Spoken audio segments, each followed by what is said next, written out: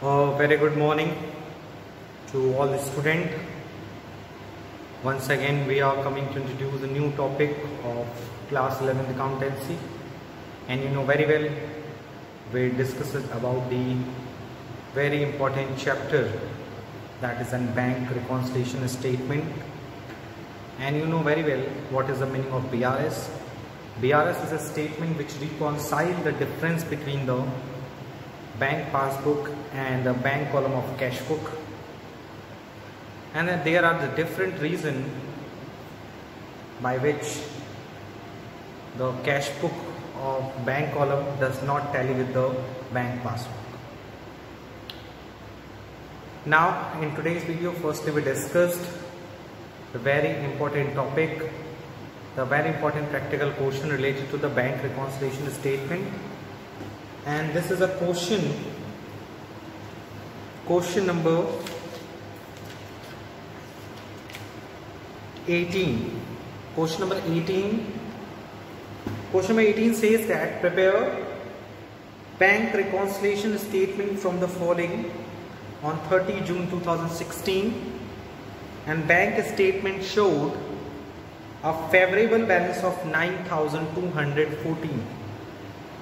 सो bank का जो balance है वो फेवरेबल बैलेंस है, so it is called credit balance as per passbook. So let's we discuss the question. When credit it means favourable balance of passbook is given, यानी कि जब question में favourable balance यानी कि credit balance given हो. So question number 18 इसी से related है. क्वेश्चन नंबर 18 में हमें करना क्या है, हमें बीआरएस प्रिपेयर करना है. और आपको पता है कि बीआरएस को हम लोग क्या करते हैं, पहले लिखते हैं बीआरएस इसका बना रहे हैं, फिर प्लस माइनस का साइन लगाते हैं, ठीक है. और इस क्वेश्चन में आप देख रहे होंगे bank statement showed a favorable balance of 9,214. So this is a credit balance of passbook is given, और ये पॉजिटिव बैलेंस होता है 9,214. पॉजिटिव है तो प्लस साइड में लिखेंगे, नेगेटिव है तो माइनस साइड में लिखेंगे. और इस क्वेश्चन में कई तरह के अदर फैक्टर्स, अदर तरह की चीजें इसमें इंक्लूड की गई हैं. जैसे 29 जून को बैंक ने क्रेडिट किया 1650 इन एरर, तो पासबुक में एररली क्या हुआ, आपका 1650 क्या हो गया, प्लस हो गया. क्रेडिट मतलब प्लस. तो आपको चेंज किस में करना है, आप कौन सा बैलेंस लेके चल रहे हैं, पासबुक. सो हम चेंज किस में करेंगे, पासबुक में क्या करेंगे, -1650. पहले का सॉल्यूशन. इसी तरह से आप 1 बाय 1 हर ट्रीटमेंट का, हर जो एरर्स हुई हैं, हर जो टाइम डिफरेंस के कारण, चाहे कोई भी और रीजंस के कारण जो मिस्टेक्स हुई हैं, जो अनफेवरेबल चीज़ें आ रही हैं, अनकम्पेरेबल चीज़ें आ रही हैं, उसको रेक्टिफाई करें. सेकेंड है सर्टेन चेक. कुछ चेक्स थे जिसे आपने वैल्यू किया है 4,500 issued before 30 June when not clear. Issue हुआ -4,500. यहाँ कुछ नहीं है. चेंज किस में करना है, पासबुक में माइनस कर देंगे 4,500. The number second. Third is hire purchase payment 950 made by a standing order was not entered in the cash book. Hire purchase order था, हायर परचेज में आपने पे कितना किया, आपने पे किया, पेमेंट किया 950 का. हायर परचेज ऑर्डर मतलब जैसे कि आपने कोई ईएमआई पे सामान खरीदा, सो ईएमआई की जो किस्त थी वो कट गई 950 रुपये. आपको तो उसके बारे में कोई इन्फॉर्मेशन नहीं है. चेंज किस में करना है, हमेशा हमें चेंज पासबुक में करना है. इस क्वेश्चन में प्लस 950. और जो स्टेटमेंट आप लिखते हैं वो एज इट इज वैसे ही लिखेंगे जैसे लिखते आए हैं. A cheque of 600 receive deposited and credited by bank and accounted as a receipts column in the cash book. यानी कि चेक था 600 रुपए का, डिपॉजिट किया बैंक में क्रेडिट के लिए, was accounted in the receipt column in the cash column of the cash book. Cash column में थोड़ी ना रिकॉर्ड होगा, बैंक कॉलम में ना रिकॉर्ड होगा. तो कैश और पासबुक क्या करेंगे? In this situation you can see that हमने चेक 600 का मिला हमें, उसे हमने बैंक में जमा किया, कैश बुक के बैंक कॉलम में कुछ इफेक्ट नहीं पड़ा, पासबुक में हम माइनस कर लेंगे क्योंकि रेक्टिफिकेशन पासबुक में हमने कर दिया. 1 2 3 4. Number 5. Number 5 says that other check for 8,500 were deposited in June, but check for 6,000 only were cleared by the banker. 8,500 का चेक आपने बैंक में जमा किया, जिसमें से सिर्फ 6,000 रुपये का चेक ही जमा हुआ. तो 8,500 का चेक जमा हुआ, बैंक में सिर्फ कितना प्लस हुआ? 6,000. तो आपको चेंजेस किस में करने हैं? हमें चेंज करना है 2,500 पासबुक में कर सकते.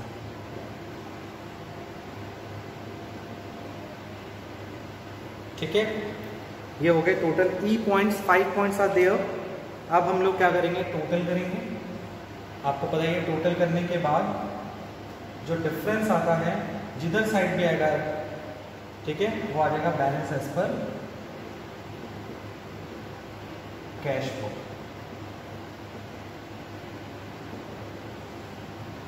ठीक है, so it will be a, please note down, ये आ रहा है आपका 0 5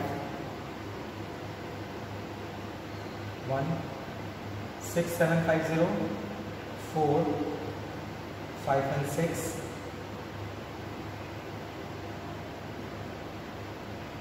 12 6 6 4. तो प्लस में आ रहा है 12 6 6 4, माइनस में आ रहा है 6 7 5 0 4 1 and it will be a 9 and it will be a 11 5 9 1 4. आप देख लेते हैं, आंसर विल बी 5 9 1 4. और पॉजिटिव बैलेंस है तो उसको कौन सा बैलेंस बोलेंगे? डेबिट बैलेंस एज पर. ये हो गया आपका सॉल्यूशन ऑफ द बीआरएस. आपने कैश बुक को और पासबुक में जो भी एरर्स थे उनको रेक्टिफाई कर लिया है. So after completing the very important chapter, chapter number 15, now let's we move to the next chapter, chapter number 16, that is an depreciation. हम लोगों ने बीआरएस डिस्कस किया, बीआरएस कैसे बनता है, बीआरएस के कितने केसेस हैं, उन सबको डिस्कशन करने के बाद now we are moving to the next chapter. The next chapter is chapter number 16 is a BRS, depreciation. What is the meaning of depreciation? Basically, depreciation means that is a decrease in the value of the fixed tangible assets. What is the meaning of depreciation? Depreciation is a fall in the value of, depreciation is a fall in the value of fixed tangible assets. So किसी भी fixed tangible assets की अगर value decline होती है, fall होती है, तो उसे हम डेप्रिशिएशन कहते हैं. Got it? अब सवाल उठता है सर वाई मतलब क्यों वैल्यू डिक्लाइन होती है? तो उसके पीछे रीजन है due to expiry in time, expiry of time, समय की बीतने के साथ साथ वैल्यू घटती है, and constant use of assets. अगर आप किसी एसेट्स को कांस्टेंट रेगुलरली यूज करेंगे या फिर धीरे धीरे उसका टाइम बदलेगा, तो आपको पता है कई तरह की नई टेक्नोलॉजी आ जाती है, पुरानी चीज़ों की डिमांड कम हो जाती है, तो कई ऐसे रीज़न है जिसके कारण उसकी वैल्यू क्या होने लगती है? डिक्लाइन होने लगती है. तो it is called depreciation. The next and important part, sir, what are the important point related to depreciation? Depreciation is a value which are only related to the fixed tangible assets.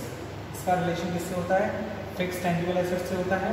और इसके कई reason होते हैं क्यों depreciation लग रहा है। Depreciation इसलिए लगता है क्योंकि एक्सपायरी ऑफ टाइम है, कांस्टेंट यूज है। ऑब्सोलेंस मींस न्यू टेक्नोलॉजी आती है, जैसे जैसे नई टेक्नोलॉजी आती है पुरानी टेक्नोलॉजी पुरानी होने लगती है और उस डिमांड उसकी बहुत कम हो जाती है, जिससे उसकी वैल्यू क्या होने लगती है? घटने लगती है। ओके, अब हम लोग बात करते हैं नेक्स्ट पॉइंट की इस चैप्टर की, वो है factor affecting the amount of depreciation. Factors affecting the amount of depreciation. किसी भी एसेट्स की अगर हमें डेप्रिसिएशन अमाउंट निकालनी है तो उसकी वैल्यू कितनी घट रही है या कितनी बढ़ रही है, अगर हमें ये निकालना है तो बेसिकली इस वैल्यू को निकालने के लिए बेसिकली कुछ इंपॉर्टेंट फैक्टर्स हैं जो रिस्पॉन्सिबल होते हैं। जैसे सबसे पहला original cost of the assets.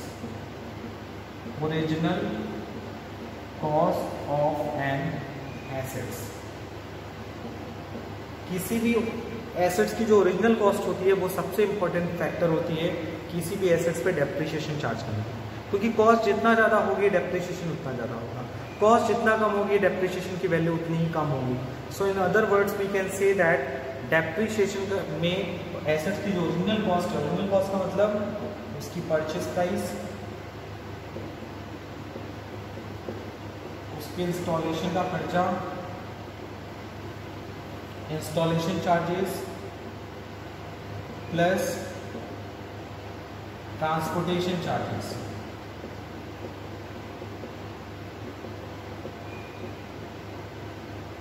ये सब चीज़ें आती हैं। अगर हम किसी एसेट्स की ओरिजिनल कॉस्ट के बारे में डिस्कस करते हैं तो all the things are responsible for the amount of the depreciation of particular assets. Second is estimated useful life. जब भी हम कोई एसेट्स परचेस करते हैं तो हम प्रेडिक्ट करते हैं कि ये एसेट्स इतने टाइम तक हमें सर्विस देगी, इतने समय तक वो हमारे साथ रहेगी या प्रोडक्टिव रहेगी अगर हम उसको यूज़ करेंगे। तो एस्टिमेटेड यूजफुल लाइफ का मतलब होता है effectively used life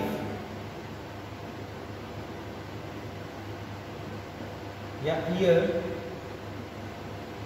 years which can be effectively used, कि जितना हम उसको कितने साल तक उसको हम यूज कर सकते हैं। थर्ड है आपका,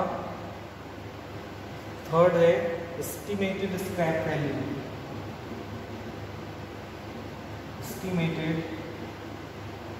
scrap value, what is the meaning of estimated scrap value? Estimated scrap value मतलब यूजफुल लाइफ के बाद जब हम एसेट्स को बेचते हैं, क्योंकि अब उसको यूजलेस हो जाती है या वो उतना प्रोडक्टिविटी नहीं दे पाती जितना हम खरीदते वक्त उससे एक्सपेक्ट किए थे, तो उस सिचुएशन में हम उसको रीसेल कर देते हैं। जनरली उसको हम लोग कह सकते हैं ब्रेकअप वैल्यू, सैल्वेज वैल्यू, कबाड़ वैल्यू, ठीक है। एस्टिमेटेड स्क्रैप वैल्यू मतलब amount received from sale of assets after its useful life.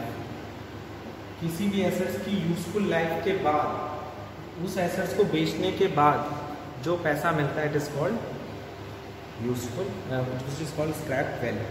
और ये तीनों किसी भी एसेट्स के डेप्रिसिएशन को डिसाइड करने में काफ़ी इंपॉर्टेंट होते हैं। क्यों? अगर एसेट्स की कॉस्ट ज़्यादा है तो डेप्रिसिएशन ज़्यादा होगी, कॉस्ट कम होगी तो डेप्रिसिएशन कम होगी। आप अगर ऐसे भी समझ सकते हैं कि मान लीजिए किसी एसेट्स की कॉस्ट ज़्यादा है तो डेप्रिसिएशन भी हमारा ज़्यादा होगा, ठीक है। कॉस्ट कम है तो डेप्रिसिएशन भी कम होगा।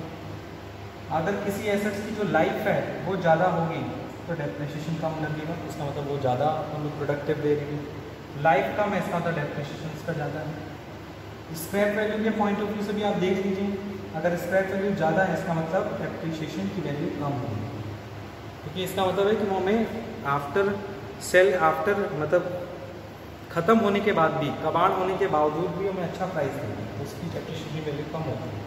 स्क्रैप वैल्यू कम है तो डेप्रिसिएशन, ये तीनों तो इम्पोर्टेंट है ही। इस कारण से भी हम कहते हैं कि ये तीनों फैक्टर किसी भी एसेट्स की डेप्रिसिएशन निकालने के लिए इंपॉर्टेंट होते हैं, और साथ ही साथ डेप्रिसिएशन का एक फॉर्मूला होता है, फॉर्मूला इज एनुअल डेप्रिसिएशन।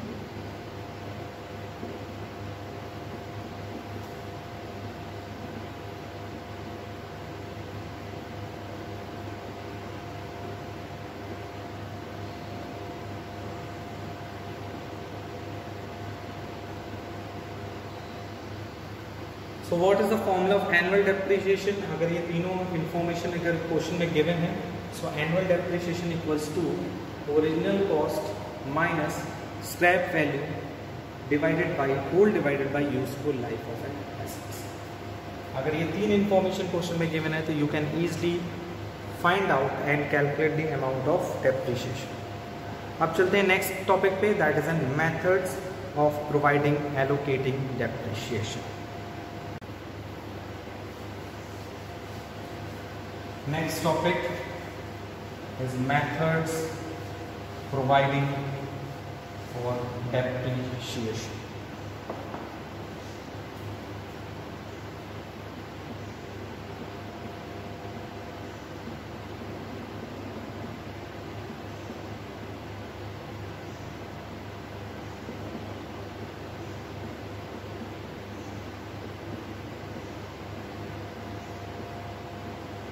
वैसे तो कई सारे मेथड्स हैं जिससे हम डेप्रिसिएशन चार्ज करते हैं, डेप्रिसिएशन फाइंड आउट करते हैं और डेप्रिसिएशन की एंट्री पास करते हैं, लेकिन according to the latest syllabus of CBSE सिर्फ दो मेथड आपको पढ़ने हैं। पहला मेथड का नाम है straight line method, straight line method, और दूसरे मेथड का नाम है reducing balance method, reducing balance method. सो डेप्रिसिएशन चार्ज करने के कितने मेथड्स हैं? बेसिकली दो हैं, straight line method, reducing balance method. What is a straight line method and what is a reducing balance method? Reducing balance method को हम diminishing balance method भी कहते हैं, रिटेन डाउन वैल्यू मेथड भी कहा जाता है। कौन सा मेथड कहा जाता है? रिटेन डाउन वैल्यू मेथड, इसे ओरिजिनल कॉस्ट मेथड भी कहा जाता है। बेसिकली हम थ्योरेटिकली कंपेरेबल करें तो बहुत बड़ा डिफरेंस है दोनों में, दोनों से अमाउंट ऑफ डेप्रिसिएशन भी अलग होती है। तो अगर हम बात करें तो कई बेसिस में इनके बीच में डिफरेंशिएशन किया जा सकता है, जिससे हम इनके बीच का कैलकुलेशन आइडेंटिफाई कर सकते हैं। पहला, how to calculate depreciation. Straight line method में हम डेप्रिसिएशन कैसे निकालते हैं और रिड्यूसिंग बैलेंस में कैसे डेप्रिसिएशन निकालते हैं, दोनों का बहुत इंपॉर्टेंट फैक्टर है। स्ट्रेट लाइन मेथड के अंदर डेप्रिसिएशन निकालने का फॉर्मूला जो होता है वो होता है original cost into rate of depreciation upon 100। इसमें ओरिजिनल कॉस्ट जो रहेगी एसेट्स की, उससे हम रेट ऑफ डेप्रिसिएशन मल्टीप्लाई करेंगे, डिवाइड बाय 100 करेंगे, तो हम फाइंड आउट कर लेंगे what is the amount of annual depreciation. लेकिन अगर रिड्यूसिंग बैलेंस की बात करें तो इसमें डेप्रिसिएशन निकालने का फॉर्मूला होता है written down value into rate of depreciation upon 100। What is the meaning of written down value? Written down value का मतलब होता है एसेट्स की जो प्रेजेंट वैल्यू है उसमें से हम माइनस करते हैं अब तक का डेप्रिसिएशन, बुक वैल्यू जिसे कह सकते हैं। रिटन डाउन वैल्यू का मतलब होता है बुक वैल्यू जिसपे डेप्रिसिएशन माइनस हो चुका है पिछले साल का। और इसमें क्या होता है, ओरिजिनल का होता है जितने में खरीदे उसी पे डेप्रिसिएशन लगता है। दूसरा, amount of depreciation. Original cost method में अमाउंट ऑफ डेप्रिसिएशन जो होता है वो इक्वल होता है, हर साल सेम अमाउंट जो होता है वो लगता है, इक्वल होता है, सेम होता है। पहले साल जितना डिडक्शन लगेगा दूसरे साल भी उतना डिडक्शन लगेगा। लेकिन रिड्यूसिंग बैलेंस मेथड में जो होता है हमारा अमाउंट ऑफ डेप्रिसिएशन जो होता है वो अनइक्वल होता है, बराबर नहीं होता और डिमिनिशिंग होता है, डिक्लाइनिंग होता है। मतलब हर साल आपकी जो वैल्यू ऑफ एसेट्स है वो तो घट रही है, साथ साथ वैल्यू ऑफ डेप्रिसिएशन भी डिक्लाइन हो रही है। तीसरी की बात करें, जो मेन इंपॉर्टेंट पार्ट है वो ये है, अगर हम स्ट्रेट लाइन मेथड से डेप्रिसिएशन लगा रहे हैं तो assets, amount of assets reduce to zero. Assets की जो वैल्यू है, अमाउंट ऑफ एसेट्स या value of assets reduce to zero हो सकती है। एसेट्स की वैल्यू जीरो हो सकती है, इसमें क्या होगा, amount of assets can not be reduce to zero. इसमें कभी भी एसेट्स की वैल्यू रिड्यूस जीरो तक रिड्यूस नहीं हो सकती है। नोट डाउन कर लीजिए। उसके बाद हम एग्जांपल से समझाएंगे कि what is the biggest difference between the straight line method and diminishing balance method, और इन तीनों पॉइंट को हम प्रूफ भी करेंगे।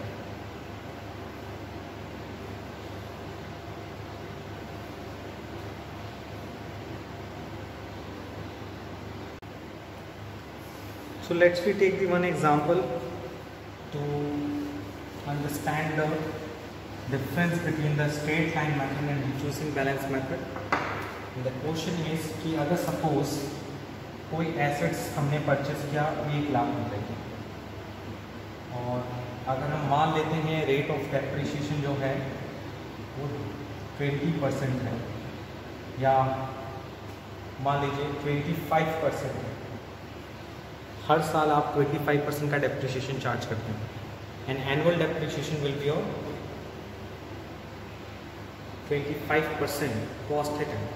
तो जब हम ओरिजिनल कॉस्ट मेथड की बात करेंगे, कौन सी मेथड की बात करेंगे, ओरिजिनल कॉस्ट मेथड की बात करेंगे, तो उसमें जो डेप्रिसिएशन चार्ज होगा वो हर साल एक ही रहेगा, 1 लाख का 25%।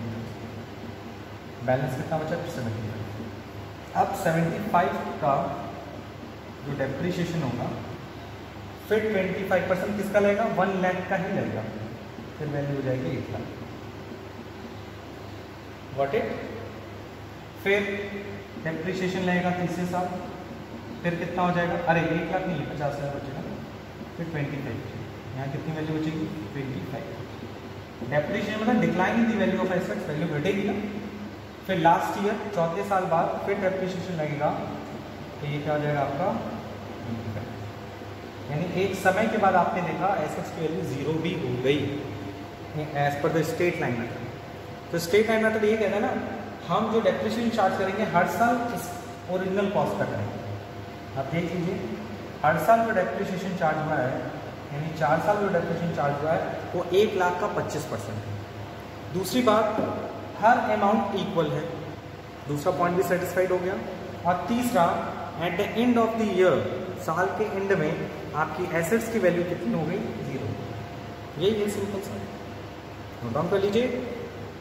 वही अगर हम बात करें रिटन डाउन वैल्यू की, मान लीजिए यहाँ तो हमने रेट ऑफ डेप्रिसिएशन 10% लिया था और 25%, यहाँ हम मान लेते हैं 10% ले लेते हैं।